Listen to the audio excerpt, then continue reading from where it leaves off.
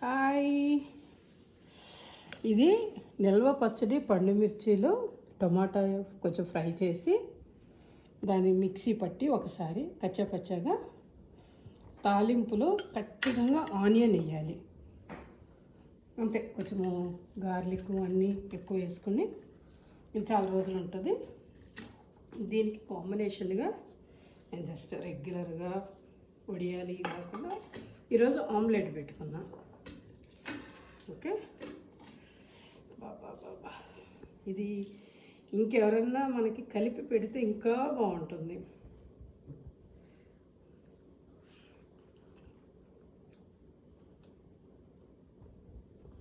బా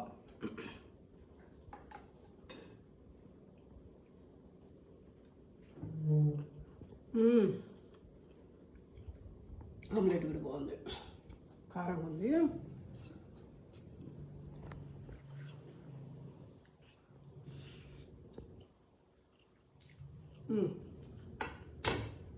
అద్భుతం.